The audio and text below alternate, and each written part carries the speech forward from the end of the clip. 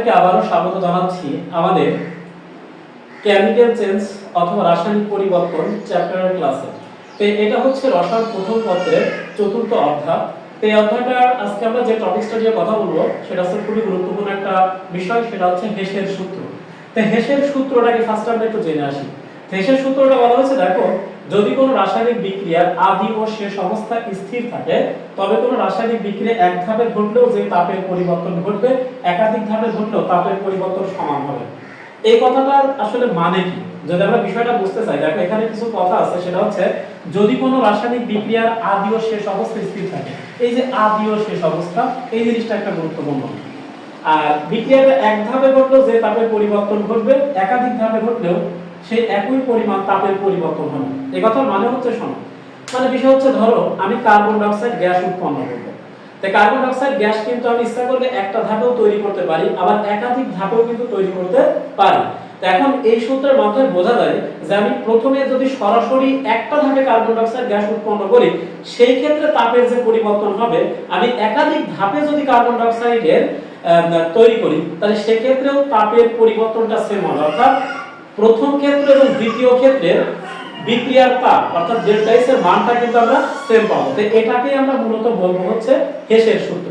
তো হেসের সূত্র, তাহলে চলো আমরা একটু একটা বিক্রিয়ার মাধ্যমে বুঝে বিষয়টা ক্লিয়ার হয়। তাহলে লক্ষ্য করো, ধরো আমি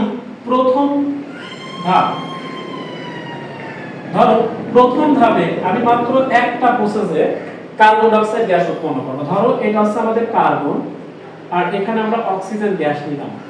তাহলে দেখো এরা বিক্রিয়া করে আমার কার্বন ডাই অক্সাইড গ্যাস তৈরি করে ফেলবে। তাহলে এখানে দেখো আমাদের ডেল্টা এস এর মান আসবে -393.5 কিলো জুল পার মোল। তো দেখো আমি কিন্তু এখানে সরাসরি কার্বন ডাই অক্সাইড গ্যাস উৎপন্ন করছি, অর্থাৎ কার্বনকে অক্সিজেন দ্বারা দহন করছি, করার ফলে এখানে কার্বন ডাই অক্সাইড গ্যাস উৎপন্ন হয়েছে, অর্থাৎ ডেল্টা এস এর মান -393.5 কিলো জুল পার মোল হয়েছে।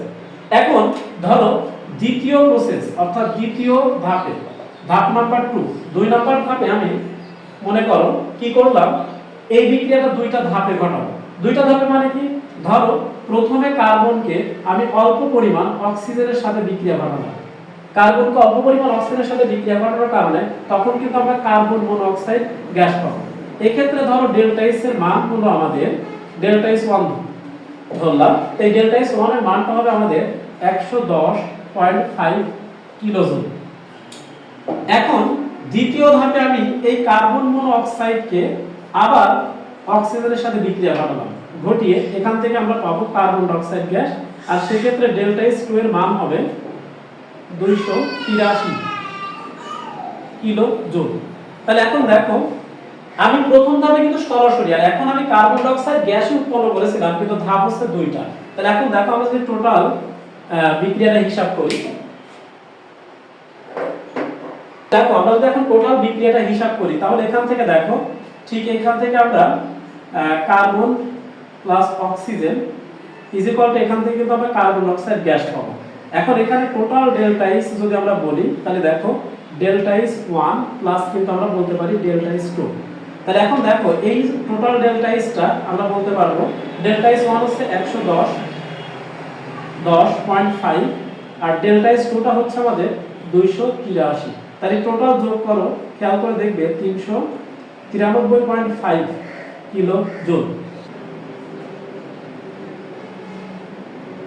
তাহলে লক্ষ্য করো আমরা প্রথম ধাপে যখন, দেখো প্রথম ধাপে কার্বন প্লাস অক্সিজেনের বিক্রিয়া ঘটিয়ে কার্বন ডাই অক্সাইড গ্যাস তৈরি করলাম, সেক্ষেত্রে ডেল্টা এস এর মান -393.5 কিলো জুল। আমাদের উদ্দেশ্য ছিল কিন্তু কার্বন ডাই অক্সাইড গ্যাস তৈরি করা। তার মানে এখানে বলতে পারি আমাদের আদি ও শেষ অবস্থা কিন্তু স্থির, কারণ আমরা কার্বন আর অক্সিজেনের বিক্রিয়া ঘটিয়ে কিন্তু কার্বন ডাই অক্সাইড গ্যাস তৈরি করব। তাহলে এটা আমাদের আদি অবস্থা, আর শেষ অবস্থায় কিন্তু কি তৈরি করব, কার্বন ডাই অক্সাইড। তাহলে আমাদের এটা কিন্তু স্থির। এখন কথা হচ্ছে, দেখো প্রথম ধাপে কিন্তু -393.5 কিলো জুল তাপ উৎপন্ন হলো, কিন্তু সেম বিক্রিয়ায় দ্বিতীয় ধাপে আমরা দুইটা প্রসেসে ঘটালাম। অর্থাৎ প্রথম প্রসেসে কার্বনের সাথে অল্প অক্সিজেনের বিক্রিয়া ঘটিয়ে কার্বন ডাই অক্সাইড গ্যাস তৈরি করছি, যেখানে ডেল্টা এস এর মান -110.5 কিলো জুল।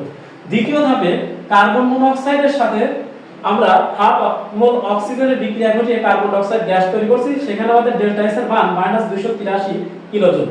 তাহলে দুইটা যোগ করলে দেখো আমাদের কার্বন ডাই অক্সাইড গ্যাসই পাবো, এবং এখানে ডেল্টা এস এর মানটা হবে মাইনাস 393.5 কিলোজুল। তার মানে দেখো একাধিক ধাপে বিক্রিয়া আমি ঘটালেও প্রথম ধাপের এনথালপি কিন্তু সমান। তাই মূলত এটাই ছিল আমাদের হেসের সূত্র। আমার মনে হয় তোমরা হেসের সূত্রটা বুঝতে পেরেছো।